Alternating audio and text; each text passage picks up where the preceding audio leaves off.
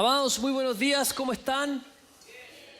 Qué bueno, qué alegría verles, qué alegría estar con ustedes un domingo más acá para compartir la palabra, para que compartamos juntos este hermoso tiempo delante del Señor. Saludamos también a todos nuestros amados que están viendo esto por diferido o que están ahora también conectados. Que el Señor les bendiga, les guarde y que sea ordenándolo todo para que puedan estar prontamente acá con nosotros, porque no hay como estar juntos, estar reunidos, alabando y bendiciendo el nombre del Señor. Amén. Amados, hoy día vamos a continuar con nuestra gran serie que comenzamos la semana pasada, que se llama Lo que Dios detesta. Amén. Muy importante, amados, que entendamos y que conozcamos que hay cosas que al Señor no le gustan también, ¿sí? Está bueno saber lo que el Señor ama, que somos nosotros, lo que el Señor le agrada, que es la fe. Amén. Pero también es bueno que sepamos que hay cosas que a Dios no le gustan, que a Dios no le agrada, y por eso tienen que estar lejos de nosotros. Amén. Entonces la semana pasada, solo hay una introducción rapidita, estuvimos haciendo un barrido de todas estas cosas. Estamos estudiando este texto que está en Proverbios capítulo 6, entre los versos 16 al 19. Amén. Y tratamos de hacer una radiografía cada uno, ¿sí? Y la idea era que cada uno nos fuésemos meditando en aquellas cosas y que pusiésemos esas cosas delante del Señor, que permitiésemos que el Espíritu Santo examinara nuestro corazón y pudiésemos poner todas esas cosas delante de Él. Amén. Y de aquí en más vamos a ir profundizando en cada una de ellas particularmente para que el Señor nos siga hablando, el Señor nos siga ministrando y podamos seguir poniendo estas cosas delante del Señor para que no haya ni un vestigio de ellas en nosotros. Amén. Así que vamos de inmediato a leer el texto que está en Proverbios 6, desde el 16. Dice: 6 cosas aborrece Jehová, y aún 7 abomina su alma: los ojos altivos, la lengua mentirosa, las manos derramadoras de sangre inocente, el corazón que maquina pensamientos inicuos, los pies presurosos para correr al mal, el testigo falso que habla mentiras y el que siembra discordia entre los hermanos. Amén. Todas estas cosas, estas 7 cosas, Dios las detesta. Dios las aborrece. Otra versión dice que Dios las odia. ¿Sí? No le gustan, no las quiere. Y entonces, esta era una conclusión de la semana pasada. Si Dios detesta estas cosas, ¿por qué habríamos de quererlas nosotros? Gracias por el amén. Si Dios aborrece estas cosas, nosotros hemos de aborrecerlas también. Amén. Eso es una directriz clara. O sea, no hemos de quererlas en nosotros y a la vez tenemos que aborrecerlas también. No nos ayudan en nada. Amén. Por lo tanto, tenemos que tenerlas fuera. Y no solo que no nos ayudan, sino que son tremendamente dañinas, como lo vimos la semana pasada. Entonces, hoy día vamos a hablar acerca de esta primera cosa que está listada, que son los ojos altivos. Los ojos altivos. Y esto nos habla acerca del orgullo. Muy bien. ¿Sí? El orgullo. El orgullo, que es un veneno cuando está en nosotros. Entonces, vamos a exponer esto que está listado acá. Los ojos altivos, el orgullo. Vamos a exponer que la naturaleza del orgullo es un pecado fundamental que Dios aborrece. Vamos a ver su raíz espiritual. Y vamos también a ver la cura para aquello. Amén. Que por supuesto tiene que ver con la cruz y con lo que Cristo ha hecho. Amén.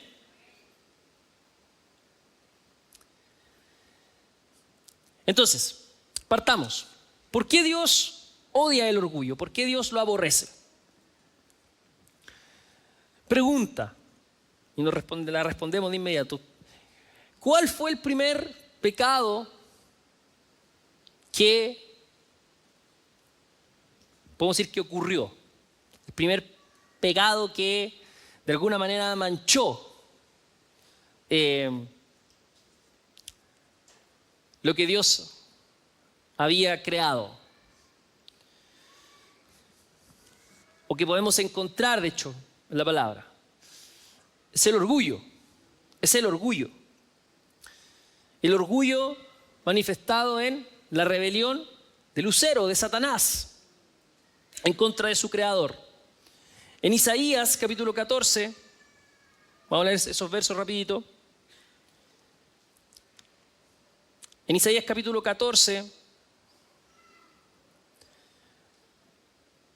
desde el 12 dice: ¿Cómo caíste del cielo, oh lucero, hijo de la mañana? Cortado fuiste por tierra, tú que debilitabas a las naciones. Tú que decías en tu corazón: subiré al cielo, en lo alto, junto a las estrellas de Dios. Levantaré mi trono y en el monte del testimonio me sentaré a los lados del norte. Sobre las alturas de las nubes subiré y seré semejante al Altísimo. Ahí voy a parar. El orgullo de Lucero, Satanás, deseó elevarse por encima de su posición asignada, queriendo ser semejante al Altísimo. Esta es la primera muestra que tenemos. Y el orgullo, amados, no es simplemente un pecado menor. Si ponemos una larga lista de transgresiones que podríamos hacerla con mucha facilidad, el orgullo no es solo algo que está ahí, adicional. El orgullo, su problema es que se constituye como el motor fundamental y la raíz de muchos otros males y de muchos otros pecados. Es el iniciador de muchos otros. Y muchas veces el orgullo se camufla muy bien, porque es algo que está ahí dentro de nuestro corazón. Muchas veces puede estar expresado con nuestras actitudes, pero también puede estar muy bien camuflado en nuestro corazón. El texto en Proverbios, en la Reina Valera, dice que 6 cosas aborrece Jehová y aún 7 abomina. Y el primero listado en el 17 dice: los ojos altivos. Dios aborrece los ojos altivos, ¿por qué? Porque son la manifestación externa de un corazón que se ha vuelto autosuficiente, que se ha vuelto rebelde y que se ha alejado de su propósito original. Y nuestro propósito original como criaturas, como creación de Dios, es la dependencia y la adoración a Él. Nosotros estamos para adorar a Dios. Y el orgullo se opone a Dios justamente por eso. Porque el orgullo piensa que puede valerse sin la ayuda de Dios, que no lo necesita. Lo deja a un lado. Que tal como caviló en su corazón Lucero, que puede ponerse a la altura de él.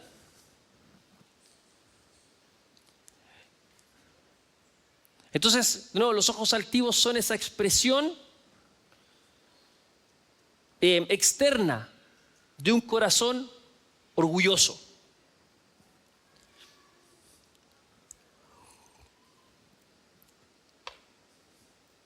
Entonces, el orgullo va mucho más allá de simplemente frases como sentirse bien consigo mismo, como ese orgullo propio, ¿sí? O tener una autoestima saludable, ¿verdad? Como quererse uno mismo, ¿sí? Y sentirse bien con uno mismo. No nos estamos refiriendo a eso en realidad. Tampoco nos estamos refiriendo a el, vamos a decir así, orgullo por ejemplo, la satisfacción que podemos tener por un trabajo bien hecho, ¿sí? Te hace algo y se siente satisfecho con lo que hace. No nos estamos refiriendo a eso. Por ejemplo, en Gálatas capítulo 6, El verso 4, Pablo dice así: así que cada uno someta a prueba su propia obra y entonces tendrá motivo de gloriarse solo respecto de sí mismo y no en otro. ¿Se entiende lo que dice este texto? Que la obra de cada uno tiene que ser puesta a prueba según uno mismo, no en la comparación con el otro. Sí, bien sencillo. Yo pongo a prueba mi quehacer, mis obras, solo ante mí mismo, solo respecto de mí mismo, no en otro. Entonces, no estamos hablando de eso. Ni tampoco al orgullo que uno puede expresar por los logros de otros, ¿sí? Logro de seres queridos. Por ejemplo, un papá que se siente orgulloso de algún logro de un hijo, ¿sí? Amén. ¿Sí? Te sientes orgulloso cuando tu hijo aprendió a andar en bicicleta, por ejemplo. Que lo tengo fresquito, ¿eh? Se aprende a pedalear, ¿sí? Aprendió a caminar. Y de ahí en más. Te sientes orgulloso porque salió del colegio, ¿sí?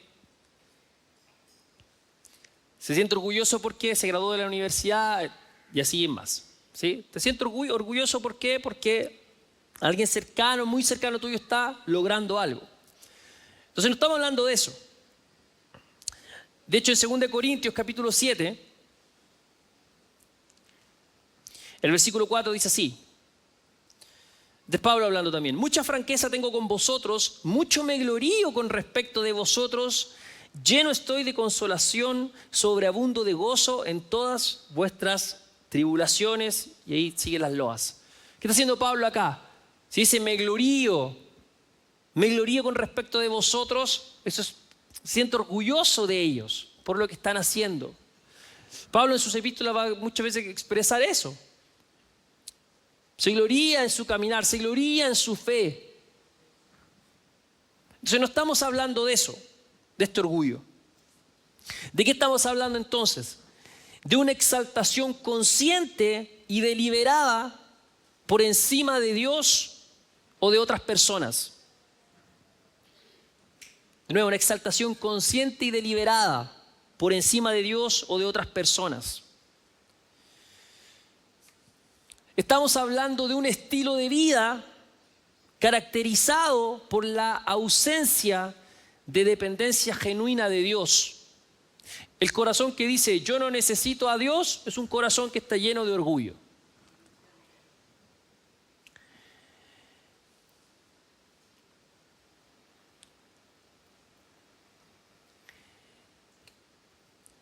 Aquí, por ejemplo, hay un buen ejemplo de esto, de este orgullo que se camufla. Entonces este pensamiento, es decir, de pensar y pretenderse lo suficientemente bueno como para necesitar de Dios. Yo soy bueno.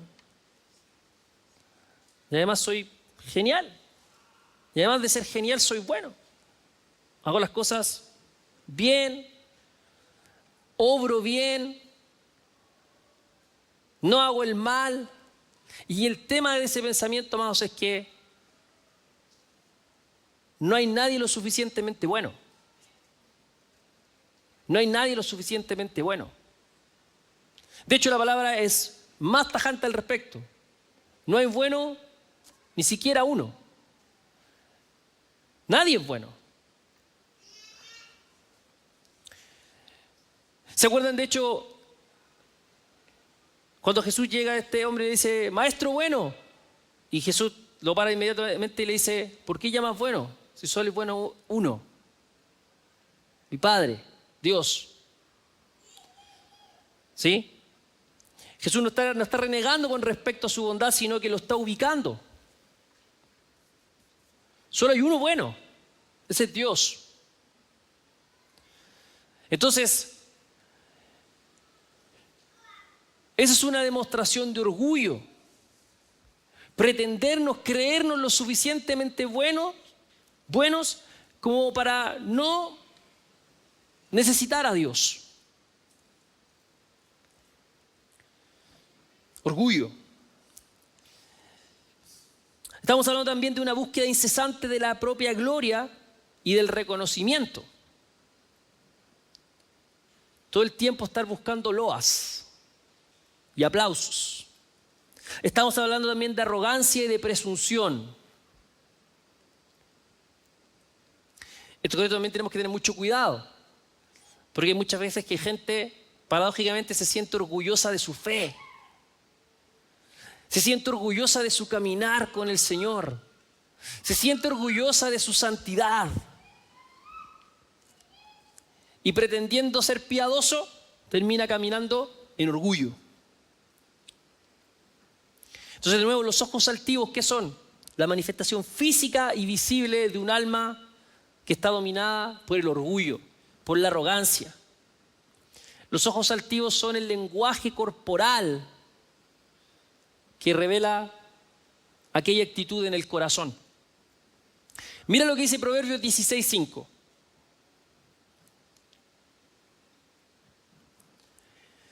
Dice, abominación es a Jehová todo altivo de corazón, ciertamente no quedará impune.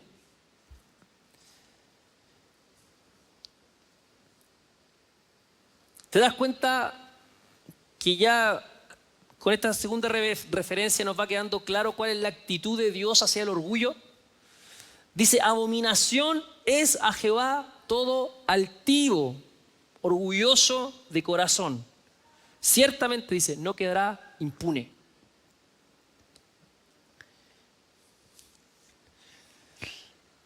El orgullo, como la mayoría de estas cosas, tiene su contraste. Y el contraste del orgullo es la humildad. Amén. Y mira lo que dicen estos tres proverbios que quiero compartir contigo. Quiero mostrarte algo con estos versos. Proverbios 11:2.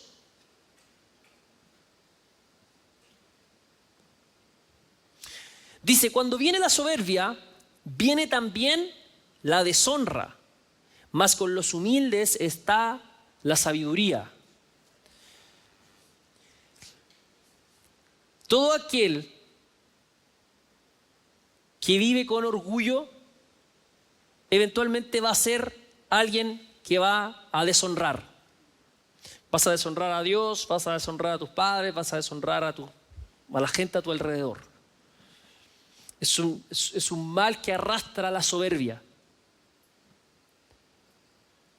Pero mira, más con los humildes está la sabiduría. El soberbio, el orgulloso, se cree sabio, mas es necio. Porque es la humildad la que, permítame decirlo así, trae esta sabiduría.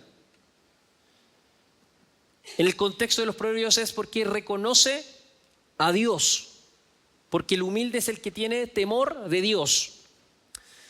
Mira lo que dice ahora Proverbios 16:18.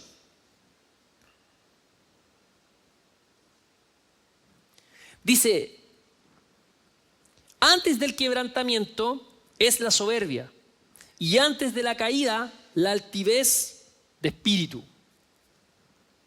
Antes del quebrantamiento es la soberbia, y antes de la caída la altivez de espíritu.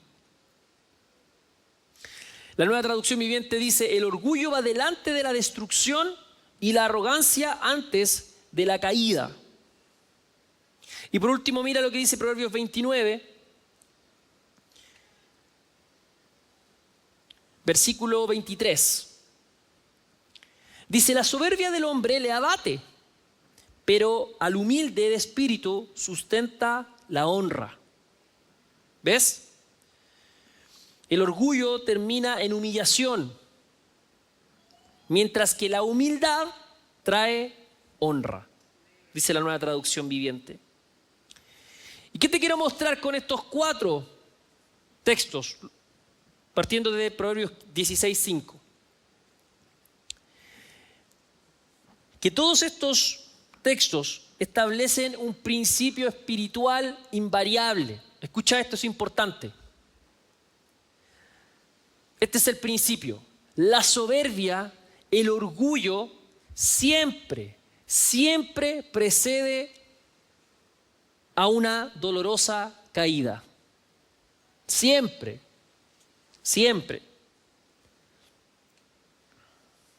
La soberbia, amados, el orgullo, siempre precede a una dolorosa caída.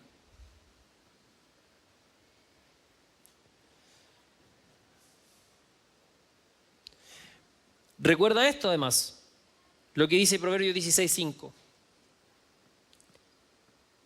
Abominaciones a Jehová todo altivo de corazón, ciertamente no quedará impune.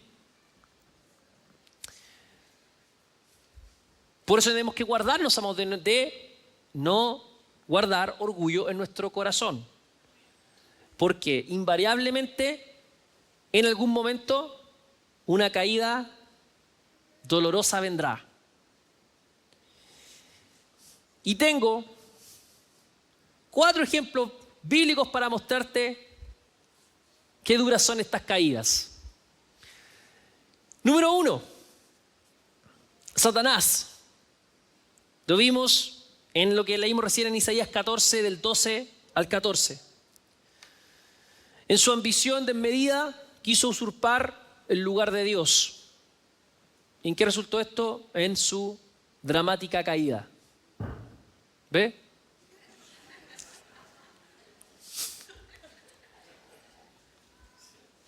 No salió perfecto, muchacho, ¿eh? Bien.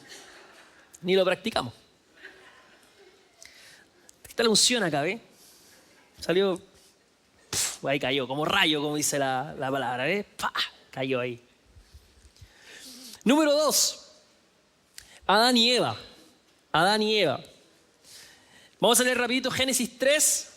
Usted sabe la historia de Adán y Eva, ¿cierto? Bien. Entonces Génesis 3, vamos a leer solo estos versos. Vamos desde el 4. Va a hablar la serpiente acá. Y le dice, entonces la serpiente dijo a la mujer, no moriréis. Porque se acuerdan que le había preguntado por el árbol del conocimiento del bien y del mal. Y la mujer había respondido más o menos lo que Dios le había dicho. Entonces la serpiente dice, no moriréis. 5. Sino que sabe Dios que el día que comáis de él, serán abiertos vuestros ojos y seréis como Dios. Esta es la tentación que apela al orgullo. Sabiendo el bien y el mal. Y vio la mujer que el árbol era bueno para comer y que era agradable a los ojos y árbol codiciable para alcanzar la sabiduría. De pronto, todo eso le pareció al ver el árbol y el fruto. Y tomó su fruto y comió. Y dio también a su marido, que llegó y comió nomás. El cual comió así como ella. Sucumbieron el hombre y la mujer a la tentación. Seréis como Dios, el orgullo. Está apelando a eso. Y todos saben en qué termina esto, ¿verdad? Son expulsados del huerto. Y junto con esa expulsión viene un juicio también. ¿Se acuerdan? Ahora va a tener que labrar la tierra, el parto va a ser con dolor, etcétera. ¿Sí? Y esta caída grande, ¿por qué? Es una caída que afectó a toda la humanidad, ¿verdad? Entonces tenemos 2 ejemplos de lo que hace el orgullo y cómo siempre, después de su obrar, su manifestación, viene una gran caída. Número 3, el faraón. El faraón. Solo quiero leer un verso para mostrar el corazón de Faraón, pero si sabe la historia, sabe que su corazón estaba endurecido y lleno de orgullo. En Éxodo capítulo 5, en el verso 2, vamos a leer el 1 mejor primero. Dice, después Moisés y Aarón entraron a la presencia de Faraón y le dijeron, Jehová, el Dios de Israel, dice así, deja ir a mi pueblo a celebrarme fiesta en el desierto. Y Faraón respondió, ¿quién es Jehová para que yo oiga su voz y deje ir a Israel? Yo no conozco a Jehová, ni tampoco dejaré ir a Israel. Es el corazón de Faraón. Aquí todavía no pasan las plagas ni nada de eso. Porque sabe que después de cada plaga dice la palabra que Dios mismo iba endureciendo el corazón del Faraón. Pero así se presenta primeramente Faraón. ¿Quién es Jehová para que yo oiga su voz y deje ir a Israel? Yo no conozco a Jehová. Este es el problema, ¿ves? Yo no conozco a Jehová, ni tampoco dejaré ir a Israel. Altivez de corazón, orgullo. Recuerden que el faraón se sabía divino a sí mismo. Literal se creía Dios. Por lo tanto, estas palabras además eran muy desafiantes para él. Que venga Moisés y le diga que Jehová, el Dios de Israel, dice así, era tremendamente ofensivo. Entonces él responde, ¿quién es? ¿Quién lo conoce? Yo no lo conozco. ¿Y qué pasó con el faraón? Cayó. Vienen las plagas, viene la muerte de los primogénitos y luego el cierre del mar. Tremenda caída. ¿De qué? De un corazón orgulloso, de un corazón altivo. Recuerda esto, siempre, después del orgullo, viene la caída. Lo dice la palabra. Y 4, este quizá no lo conocemos mucho, pero igual, Nabucodonosor. En Daniel capítulo 4, Nabucodonosor, rey de Babilonia, en Daniel capítulo 4, el verso 24, Nabucodonosor había tenido un sueño y Nabucodonosor llama a Daniel para que le interprete el sueño. Y Daniel le dice así, él había visto un árbol grande que después viene un ser y llama a que lo derriben el árbol. Entonces Daniel el 24 dice así, esta es la interpretación, oh rey, y la sentencia del Altísimo que ha venido sobre mi señor el rey. Que te echarán de entre los hombres y con las bestias del campo será tu morada y con hierba del campo te apacentarán como a los bueyes y con el rocío del cielo serás bañado y 7 tiempos pasarán sobre ti hasta que conozcas que el Altísimo tiene dominio en el reino de los hombres y que lo da a quien Él quiere. Y en cuanto a la orden de dejar en la tierra la cepa de las raíces del mismo árbol, significa que tu reino te quedará firme luego que reconozcas que el cielo gobierna. Esto que le interpreta Daniel efectivamente pasa. Está en los versos que siguen. Y Nabucodonosor, en la cúspide de su poder, se glorificó a sí mismo. En su orgullo él se creía el dominador de todo y no reconocía al Señor, no reconocía a Dios. Y por lo tanto viene un juicio para él. Y literalmente, tal como se lo interpretó Daniel, fue humillado hasta vivir como una bestia en el campo, tal como se lo dijo.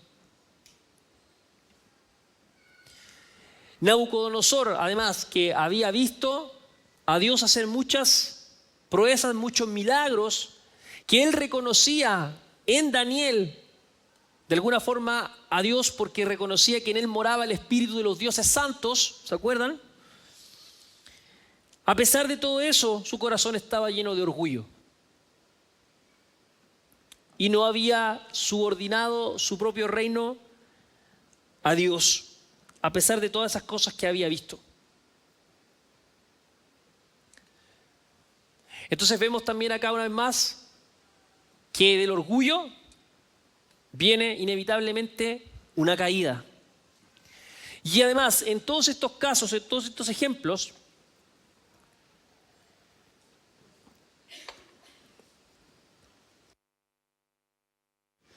en cada uno de estos ejemplos bíblicos, históricos, vemos algo importante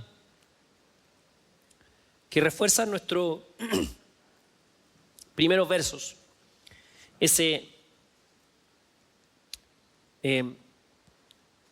Lo detestable que es el orgullo para Dios. Y es que en todos estos casos vemos que Dios activamente resistió y confrontó el orgullo.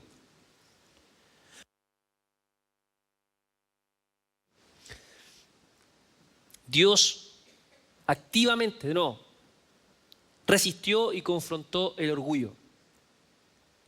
Vamos, Dios detesta el orgullo, lo aborrece. Ya lo leímos múltiples veces. Y justamente este es el tema, la resistencia.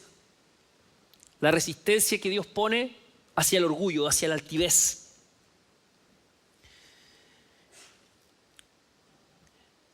Y hay una razón por la que el orgullo es grave para Dios. Y para desarrollar eso vamos a ir a 1 Pedro capítulo 5, verso 5.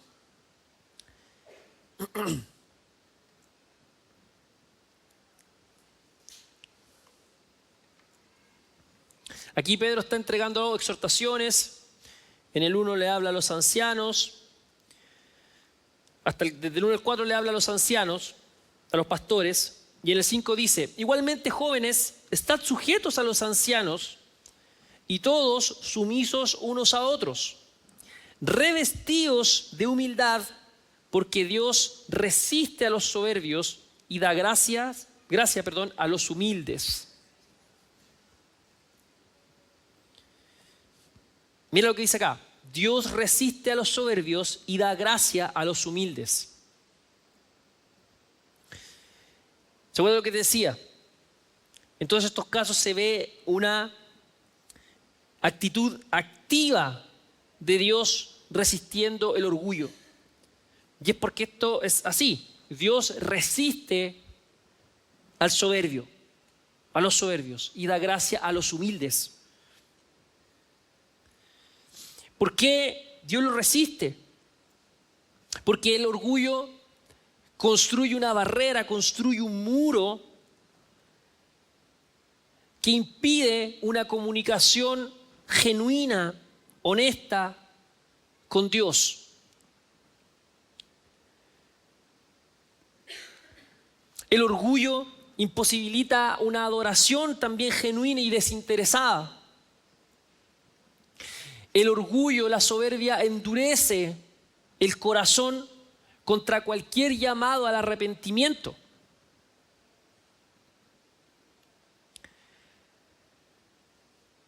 El orgullo, amados, genera una peligrosa independencia espiritual que se manifiesta en la actitud, no necesito a Dios para mi vida. Hoy día vemos otra muy común, muy esparcida, otra forma de orgullo. Yo no necesito la iglesia. Yo no necesito la comunión con los hermanos. Yo no necesito congregarme. Yo tengo mi relación solo con el Señor. Yo escudriño la palabra solo. Yo oro solo. Yo adoro solo.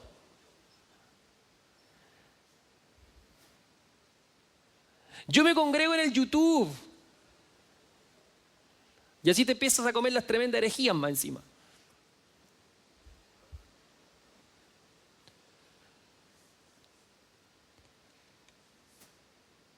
Eso es puro orgullo, amado.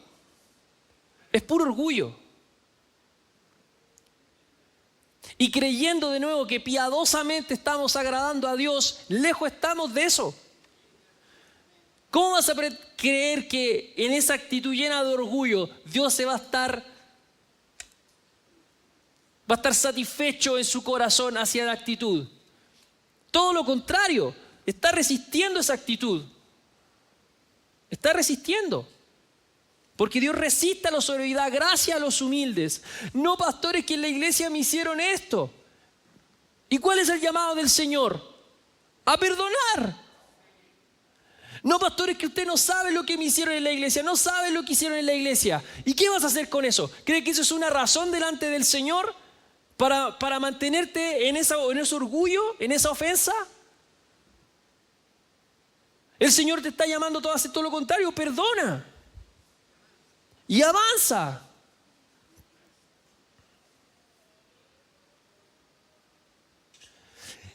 Cuando hacemos eso, nos ponemos además y nos subimos en una actitud de orgullo porque pensamos que, de nuevo, todos son malos y nosotros somos buenos. No, es que si me hicieron eso en la iglesia, en la otra también me lo van a hacer. ¿Y cómo sabes?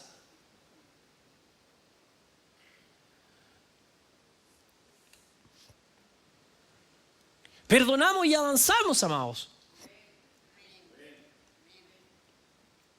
Entonces hay una soberbia que está afuera y es la que dice: yo no quiero a Dios, yo no necesito a Dios. Y está a veces esa actitud, esa soberbia que adentro. No, yo no necesito a la iglesia, yo no necesito el cuerpo de Cristo, yo no necesito que oren por mí, yo no necesito... Es puro orgullo, amado. Lo estás tratando de hacer pasar por piedad y no es más que orgullo. Puro orgullo. Y además, neciamente, ves que por eso el soberbio es necio, cree que estás agradando a Dios.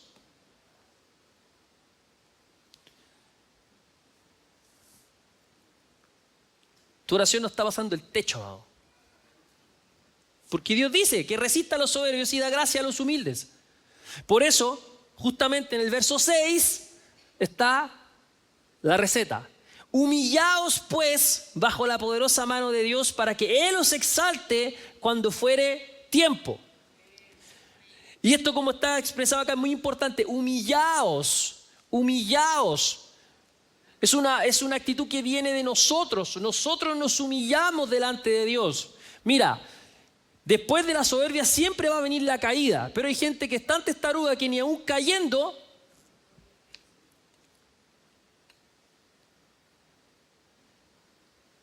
Por eso el llamado es humillaos, humillaos. Entonces llega un punto en el que digo, ya, me voy a humillar bajo la poderosa mano de Dios. Es decir, yo voy a considerar aquello que Dios está diciendo y voy a caminar conforme a sus preceptos. Entonces, si me enojé con la iglesia, me voy a reconciliar con la iglesia porque Dios ama a la iglesia. ¿Amén?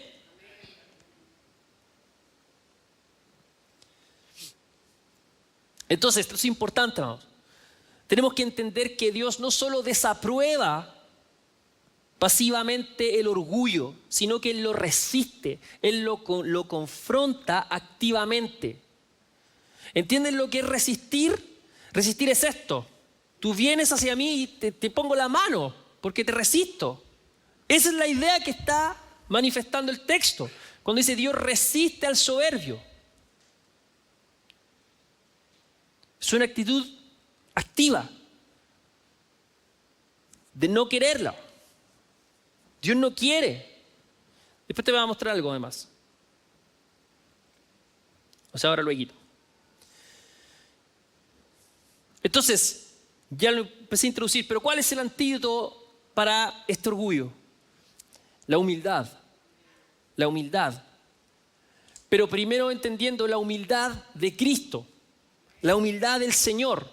Porque recuerda esto, te lo dije la semana pasada, esto no lo vamos a lograr, estas cosas sacarlas de nuestro corazón por un mero ascetismo y esa búsqueda de mejorarnos nosotros internamente con una suerte de meditación o de lo que quieras. Estas cosas se logran cuando yo entiendo la obra de Cristo en la cruz. Porque lo que hay que hacer con este ego es crucificarlo. Crucificarlo para que muera. Entonces, en Filipenses 2,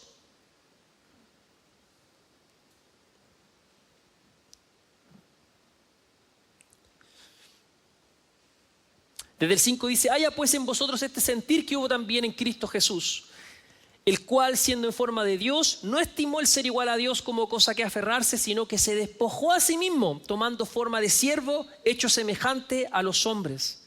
Y estando en la condición de hombre, se humilló a sí mismo, haciéndose obediente hasta la muerte y muerte de cruz.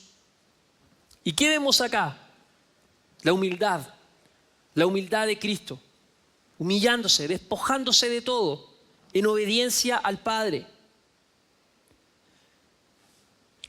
Humillándose a tal punto que aceptó el llamado de la muerte y muerte de cruz. como dice el texto y como nos narran también los evangelios. Entonces, en contraste con los ojos altivos, con el orgulloso, Jesús manifestó siempre una mirada compasiva, genuinamente humilde y perfectamente obediente. La vida de Jesús completa es un ejemplo de cómo Él cambió el paradigma. Que ya no estaba buscando que lo sirvieran, sino que Él vino a servir. ¿Recuerda eso? El Hijo del Hombre no vino a ser servido, sino para servir. Y Él le traspasó eso a sus discípulos. El que quiera ser el primero tiene que ser el último. Humildad ante todo. En Mateo 11:29, esta invitación de Jesús resuena por los siglos de los siglos. Si lo tienen ahí, amados, Mateo 11:29, dice: llevad mi yugo sobre vosotros y aprended de mí, que soy manso y humilde de corazón, y hallaréis descanso para vuestras almas. Manso y humilde de corazón. Manso y humilde.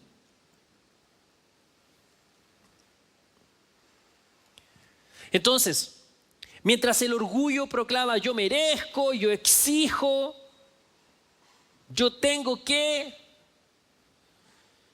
la gracia humildemente reconoce: todo lo que tengo lo recibo por la pura misericordia y gracia de Dios. Por la pura gracia y misericordia de Dios.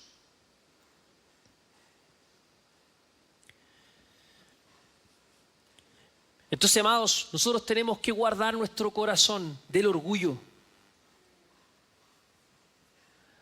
Necesitamos al Señor por sobre todas las cosas y necesitamos al cuerpo de Cristo también. Lo necesitamos. Hay un llamado del Señor a que estemos juntos, a que seamos comunidad. Y como en todo, mire, si Dios es muy sabio, Él es el dueño, es el único y sabio Dios. Dios sabe que en nuestras relaciones podemos tener conflictos y asperezas. Por eso Él mismo nos dejó los recursos para salir de eso. El amor, el perdón, la misericordia. Amado, porque si por eso ni familia vas a tener.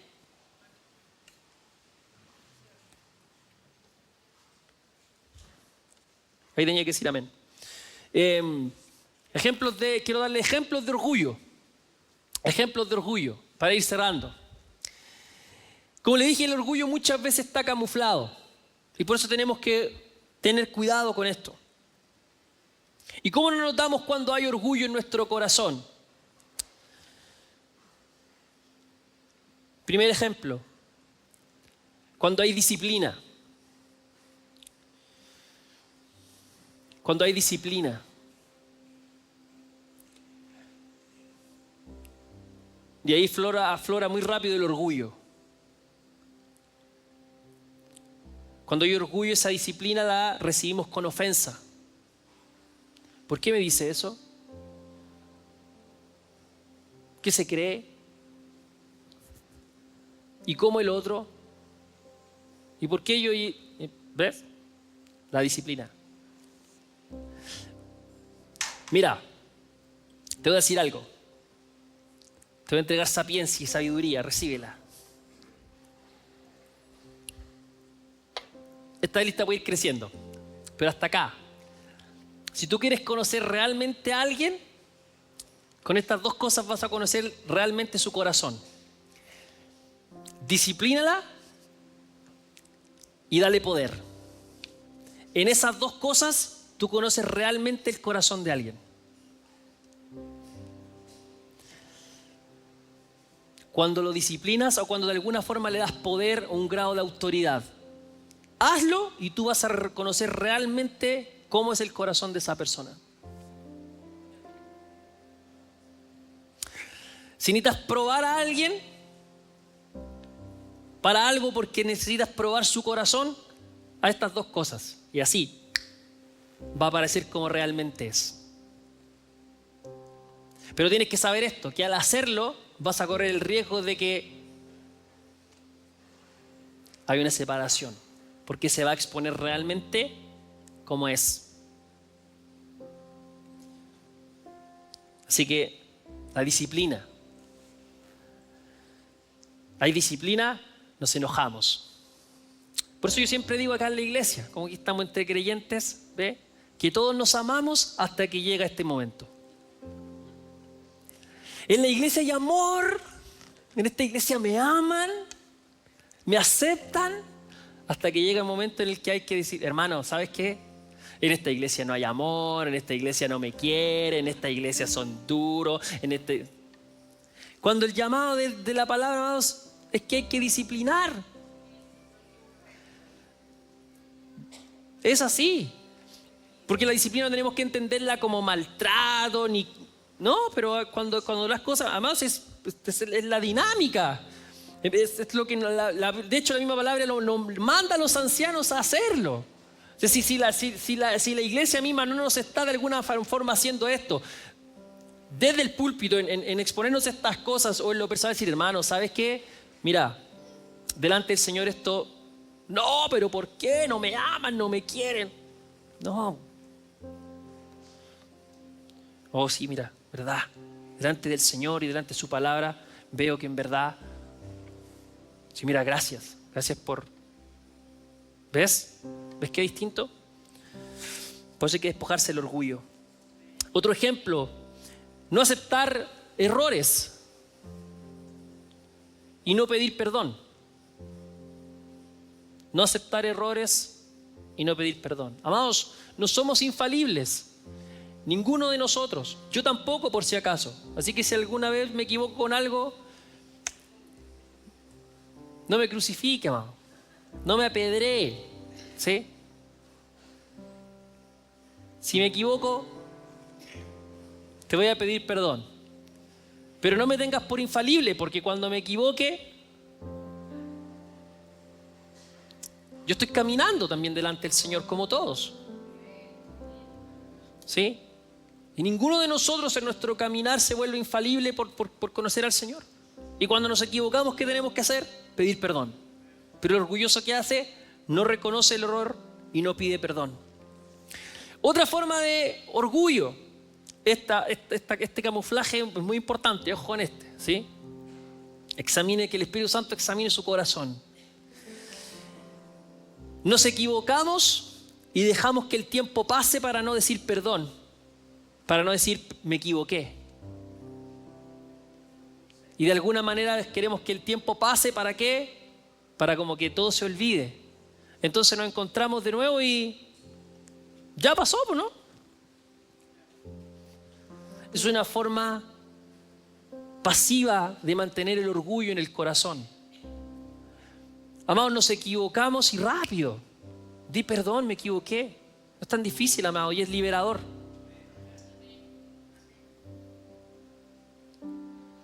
Pero es una forma de orgullo eso. ¿Y sabes qué? No restaura, no sana, no hace nada.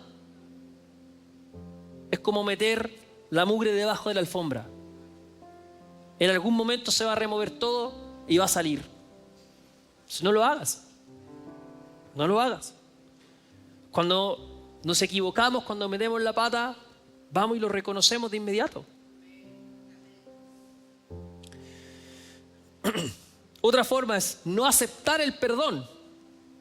Alguien hace algo que nos hiere, nos ofende y viene y nos pide perdón, hermano, ¿sabes qué? Perdón. O amigo, ¿sabes qué? Perdóname. Y te pones en la posición, no te perdono. Fue muy feo lo que me hiciste.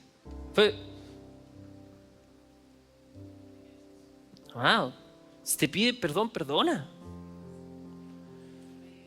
Perdona. Ya hay un acto de humildad desde la otra parte a decir, perdón, me equivoqué.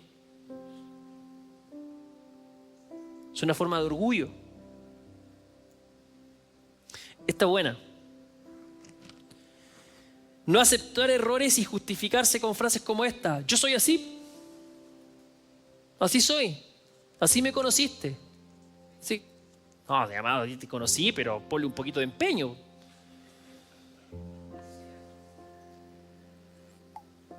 Sobre todo si estamos caminando con el Señor. Y en nuestro ambiente cristiano, esto es terrible. Yo soy así y Dios me ama así.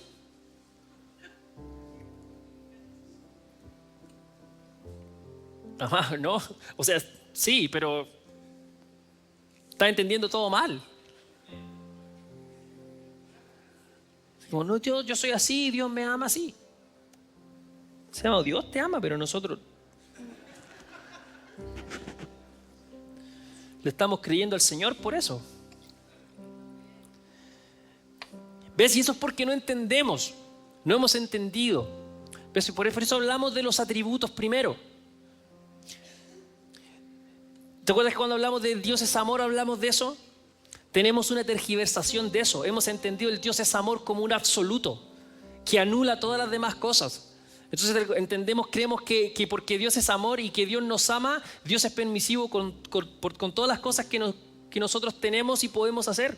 ¿Quién te dijo eso? ¿No acabamos de leer en los 2 testamentos que Dios aborrece el orgulloso? Estás pensando eso y Dios te está resistiendo.